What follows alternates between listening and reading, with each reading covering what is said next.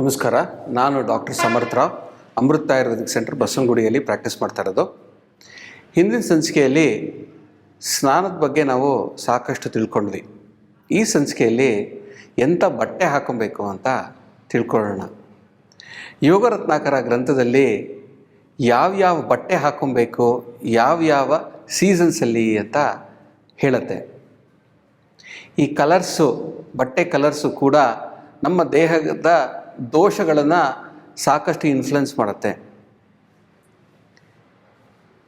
ಈ ಶೀತಕಾಲದಲ್ಲಿ, ಹೇಮಂತ, ಶರದ್ದು, ಶಿಶಿರ ಋತುವಲ್ಲಿ ಆದಷ್ಟು ಕೆಂಪು ಹಾಗೂ ಕೆಂಪು ಕಲರ್ ಇರೋದು ಮ್ಯಾಚಿಂಗ್ ಕಲರ್ ಬಟ್ಟೆಗಳು ಹಾಕೊಬೇಕು ಅಂತ ಆಯುರ್ವೇದ ಹೇಳುತ್ತೆ. ಅದರಿಂದ ಏನಾಗುತ್ತೆ ಅಂದರೆ ಅಗ್ನಿ ತತ್ವ ಸ್ವಲ್ಪ ಜಾಸ್ತಿ ಆಗುತ್ತೆ ಅಂತ. ಹಾಗೆ ಉಷ್ಣಕಾಲದಲ್ಲಿ ಕಷಾಯ ರಸ ಪ್ರಧಾನ ಕಲರ್ಗಳು ಜಾಸ್ತಿ ಉಪಯೋಗಿಸ್ಕೊಬೇಕು ಅಂತ ಇರುತ್ತೆ. ಈ ಬ್ಲೂ, ಗ್ರೇ ಈ ಥರದ್ದು ಕಷಾಯ ರಸ ಕಲರ್ಗಳು ಜಾಸ್ತಿ ಬಳಸಬೇಕಾಗತ್ತೆ.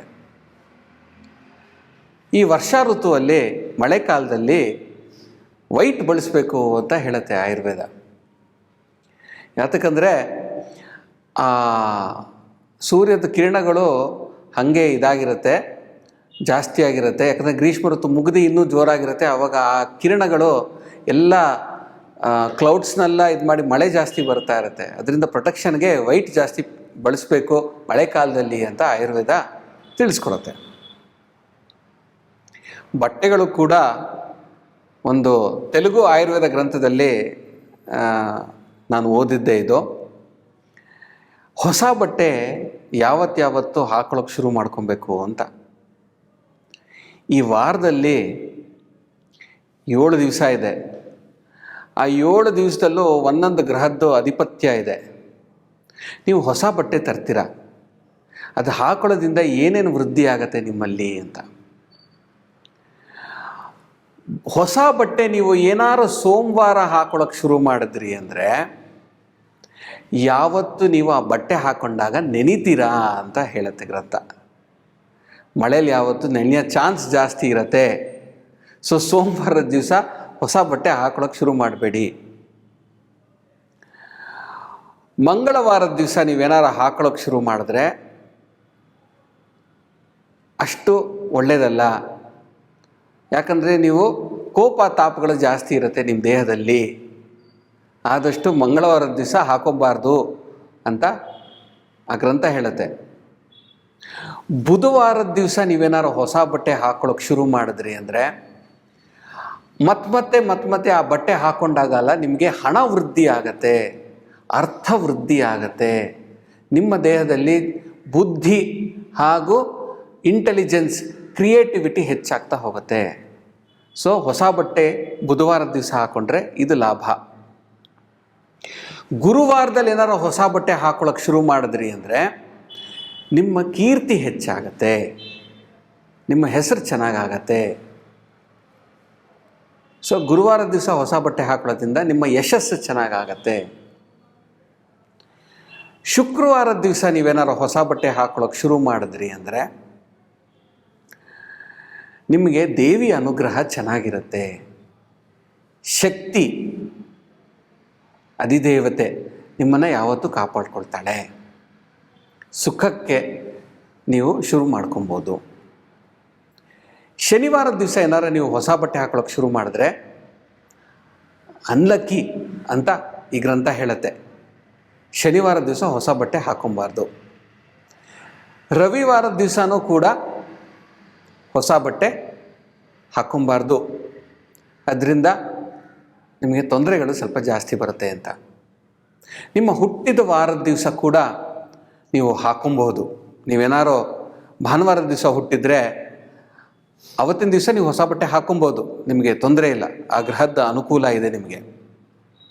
ಹೀಗೆ ಬೇರೆ ಬೇರೆ ರೀತಿ ನಮ್ಮ ಒಂದು ಆಯುರ್ವೇದದ ವೈದ್ಯರದ್ದು ಒಂದು ಗ್ರಂಥ, ತೆಲುಗುವಲ್ಲಿ ಇದ್ದಿದ್ದು ಗ್ರಂಥ ಓದಿರೋದು ತುಂಬ ಚೆನ್ನಾಗಿ ನೆನಪಿದೆ. ಕನ್ನಡದ ಟ್ರಾನ್ಸ್ಲೇಷನ್ ಇತ್ತು. ಸೊ ಬುಧವಾರ, ಗುರುವಾರ, ಶುಕ್ರವಾರ ಈ 3 ದಿವಸನೇ ನೀವು ಹೊಸ ಬಟ್ಟೆಗಳು ಹಾಕೊಳ್ಳೋ ಪ್ರಾರಂಭ ಮಾಡಿ. ಹಬ್ಬದ ದಿವಸ ನೀವು ಶುರು ಮಾಡ್ಕೊಬೋದು. ಒಳ್ಳೆಯ ತಿಥಿಗಳಿರುತ್ತೆ. ಒಳ್ಳೆ ಹಬ್ಬಗಳಿರೋ ದಿವಸ ಅವತ್ತಿನ ದಿವಸ ಹೊಸ ಬಟ್ಟೆ ಹಾಕೊಳ್ಳೋದು ಪ್ರಾರಂಭ ಮಾಡ್ಬೋದು. ಅದ್ರ ಜೊತೆಗೆ ಆ ವಾರ ಕೂಡ ಚೆನ್ನಾಗಿತ್ತು ಅಂದರೆ ನಿಮಗೆ ಲಕ್ಕಿ. ನಾವು ಹಾಕೊಳ್ಳೋ ಸ್ನಾನ ನಂತರ ಹಾಕೊಳ್ಳೋ ಬಟ್ಟೆಗಳು ಕೂಡ ತುಂಬ ಇಂಪಾರ್ಟೆಂಟು. ಈ ಬಟ್ಟೆಗಳು ಸ್ವಚ್ಛವಾಗಿರಬೇಕು, ಹಳೆ ಬಟ್ಟೆ ಇರಬಾರ್ದು, ಆದಷ್ಟು ಚೆನ್ನಾಗಿ ವಾಶ್ ಮಾಡಿರಬೇಕು. ಯಾಕಂದರೆ ಹಳೆ ಬಟ್ಟೆಗಳು ಹಾಕೊಳ್ಳೋದ್ರಿಂದ ನಮ್ಮ ಚರ್ಮದ ಸಮಸ್ಯೆಗಳು ಸಾಕಷ್ಟು ಬರುತ್ತೆ.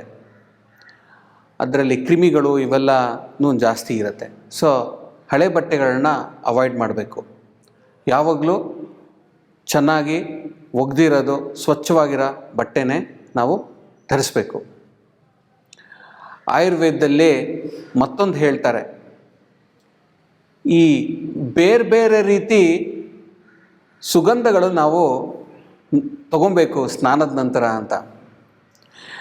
ಆಯುರ್ವೇದ ಎಷ್ಟು ಚೆನ್ನಾಗಿ ಒಂದೊಂದು ಇಂದ್ರಿಯಗಳಿಗೂ ಕೂಡ ಒಂದೊಂದು ರೀತಿ ನಾವು ನೋಡ್ಕೊಬೇಕು ಅಂತ. ನಾವು ವಾಸನೆ ಕೂಡ ಕೆಲವು ಸಲ ಚೆನ್ನಾಗಿರೋದು ಮಾಡ್ತಾ ಇರೋದು ನಮ್ಮ ಮನಸ್ಸು ಮೇಲೆ ತುಂಬ ಚೆನ್ನಾಗಿ ಪ್ರಭಾವ ಆಗುತ್ತೆ. ಬರೀ ನಮ್ಮ ಮನಸ್ಸು ಮಾತ್ರ ಅಲ್ಲ, ನಾವು ಪಕ್ಕ ನಮ್ಮ ಜೊತೆ ಇರೋರು ಕೂಡ ಆ ವಾಸನೆ ತಗೊಂಡಾಗ ಅವ್ರಿಗೆ ಒಂದು ಒಳ್ಳೆ ಆಲೋಚನೆಗಳು, ಒಳ್ಳೆ ಥಾಟ್ಸ್ ಬರೋಕ್ಕೆ ಶುರು ಆಗುತ್ತೆ. ಹಳೆ ಕಾಲದಲ್ಲಿ ಹೂಗಳನ್ನ ಬಳಸ್ತಾಯಿದ್ರು, ಬೇರೆ ಬೇರೆ ರೀತಿ ಲೇಪಗಳನ್ನ ಬಳಸ್ತಾಯಿದ್ರು. ಗಂಧದ್ದು, ಕರ್ಪೂರದ್ದು, ಹೀಗೆ ಬೇರೆ ಬೇರೆ ಸೀಸನಲ್ಲಿ ಬೇರೆ ಬೇರೆ ಲೇಪಗಳು ಕೂಡ ಬಳಸ್ತಾಯಿದ್ರು.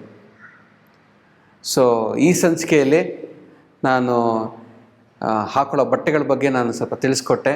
ಮುಂದಿನ ಸಂಚಿಕೆಯಲ್ಲಿ ಇನ್ನೂ ಏನೇನು ರತ್ನಗಳು ನಾವು ಬಳಸ್ಬೋದು ನಮ್ಮ ದೇಹದ ಮೇಲೆ ಅಂತ ನಾನು ತಿಳಿಸ್ಕೊಡ್ತೀನಿ. ಅಲ್ಲಿವರೆಗೂ ನಮಸ್ಕಾರ.